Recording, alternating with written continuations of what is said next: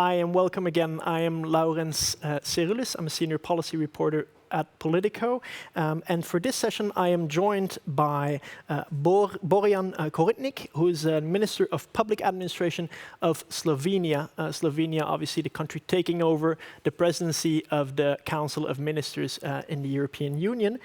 So it's no better time to have a discussion with him about his ambitions for AI and the government's ambitions for AI. Minister, thank you for joining us. Thank you for inviting me, of course.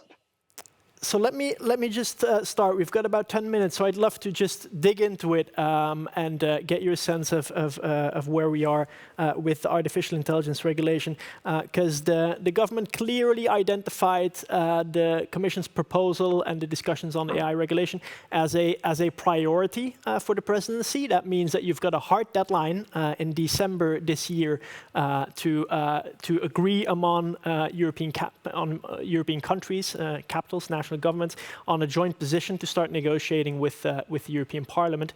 How are you going to do that? Well, like you mentioned, artificial intelligence is one of the technologies that will significantly shape the future and bring tremendous changes in the economy and society. For security, democracy, business, and work, artificial intelligence brings both opportunities and dangers, and therefore it is extremely important that we talk and agree on the regulation of this area. Like you mentioned, in April, the European Commission published a proposal for the legislative act on artificial intelligence, and the act will be discussed as high priority file, as AI is one of top priorities for the Slovenian EU presidency. We will strive to reach as much progress as possible in the Council. In our opinion, it is crucial to create a high level of trust in artificial intelligence. And in order to do this, AI should be developed and used in a way that is responsible, focused on common interests, and on people. Regarding artificial intelligence, as most of digitalization, trust is a must. We should emphasize ethical technology, safety, fundamental rights and values of EU citizens. We believe that AI is a means, not an end. It offers immense potential in health, transport, energy, agriculture, tourism, or cyber security. In our opinion, the new rules should be applied directly in the same way across all member states. They should follow a risk-based approach. So from unacceptable risk that will be banned, those are AI systems that circumvent users' free will, to high risk that will be subject to strict obligations before put on the market. For instance, critical infrastructures, training, employment.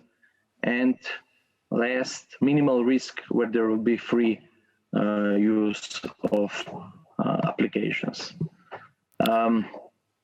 In our opinion, in order to improve excellence, to retain and attract the best researchers, we urgently need to create more synergies and networks between several European AI research centers and coordinate their efforts. The European approach to AI will need to be based on a strong focus on skills to fill the competence gaps. And it is essential that public administrations and the public sector rapidly begin to introduce AI-based products and services into their activities. If I can jump in with a question on the details of the regulation, I think of the act. I think one thing we've heard in previous sessions, and I think is sort of an eternal concern when it comes to EU regulation, is the question of will regulation or will bad regulation hamper Europe's innovation in the field of artificial intelligence? Do you think this position, first of all, how prominent do you think this position is among capitals? And secondly, do you think this position will mean that Council will have a weaker mandate when it gets to negotiating with the Commission and the European Parliament on a final text? Sorry, could I ask you to repeat the last question? I didn't, the last part of the question, I didn't hear it well. Not a problem. So my question is, how prominent is this position within European capitals that the Act can hamper innovation? Well, I must admit I'm not quite sure about the standpoints of different capitals along Europe, that a framework is a good way to start regulating AI. We agree that AI should be regulated, but of course we shouldn't stop innovation. We find that a smart regulation can actually enhance innovation in the field and the use and implementation of AI solutions across Europe. Of course, the role of the country presiding the council is to determine the interests, different interests, and try to find a common approach. So a common approach, a common goal with regards to common EU interests. Great. Let me just ask, you're preparing for the presidency. I just want to know what will be your highlight in terms of timing and in terms of the events that the presidency's got lined up. What will be the highlight when we're looking at AI regulation specifically, or AI as a topic? When can we sort of, when can we see this on the big stage? Well, AI is, like I mentioned, one of the top priorities of Slovenian presidency. First, our approach was general. Our goal was general approach. However, I was during my talks in Brussels and with a couple of my colleagues, I was kind of warned, or I got a little bit more cautious regarding the goal of general approach. We hope to get there, but we are aware that it will be extremely difficult.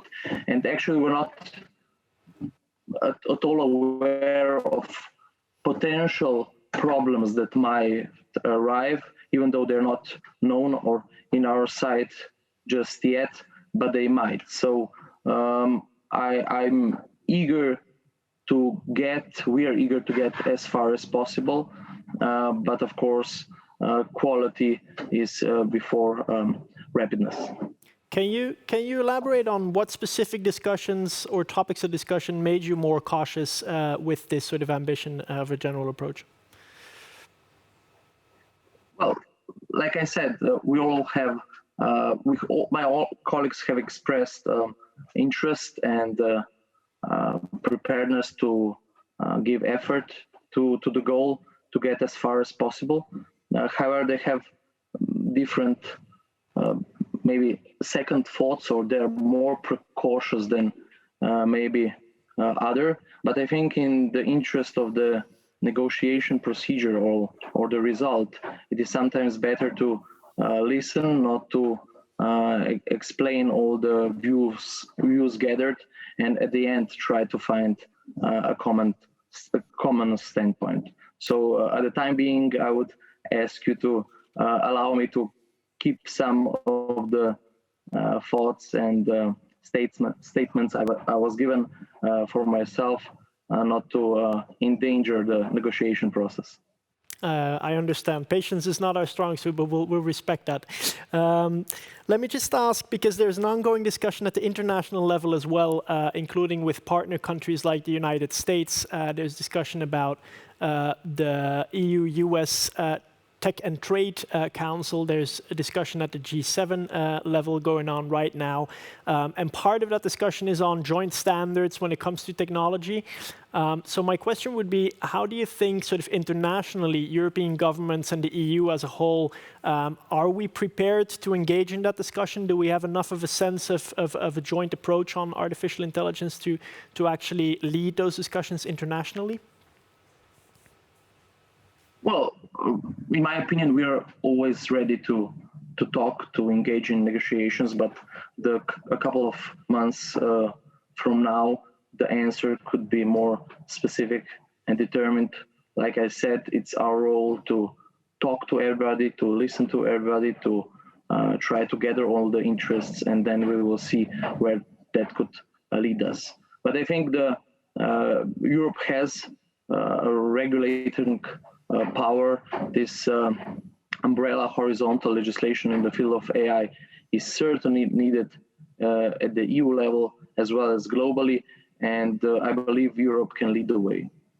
Okay, great. Let me just, because we have the opportunity, ask you about the other priorities of the presidency as well. I believe the presidency highlighted cybersecurity and the NIS2 discussion as a priority, but there's also the big question of the DSA, DMA platform regulation and how global platforms are going to be dealing with content as well as competition rules. What are your expectations on that one? Because it seems to be a little less sort of, at the top of the pile when we hear the statements coming from the presidency right now. Like with artificial intelligence, maybe precaution is even more expressed regarding the digital services and markets package. We understand the complexity and important national views on the subject matter. So what we find, since we cannot say that Digital Services Act and Digital Markets Act are not reachable until the end of the presidency in view of general approach, but what we find important is that we have to prevent exposure of citizens to increasing risk and harmful consequences online, and we have to have new procedures for fast removal of illegal content and for comprehensive protection for users' fundamental rights online.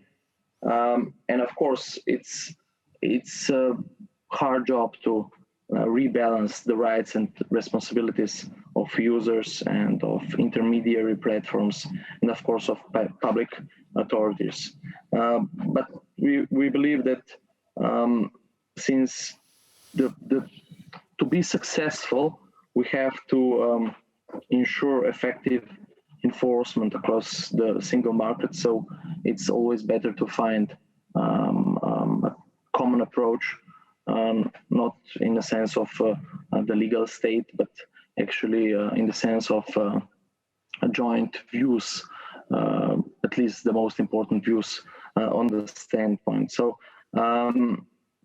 we will try to, let's say, get into the complexity to read important national views, and I hope we could be able to reach an advanced stage regarding the stage that is now. It's 4 years, as I believe, and of course, I still think the Portuguese presidency can make a great step forward. Okay, great. Minister, thank you for joining us. Good luck on the presidency. And we look forward to seeing you at a later stage. Let me just turn to you, the audience, and say we have 2 separate sessions coming up now called 2 roundtable discussions. One is moderated by our AI correspondent, Melissa Heikela, and she's going to be discussing supercomputing in Europe. And the second one I'll be moderating with on cybersecurity and artificial intelligence. You can join on the app if you've signed up, and if not, we'll be back after those 2 roundtable discussions, after lunch, let's say, with more of the public event. Thank you very much.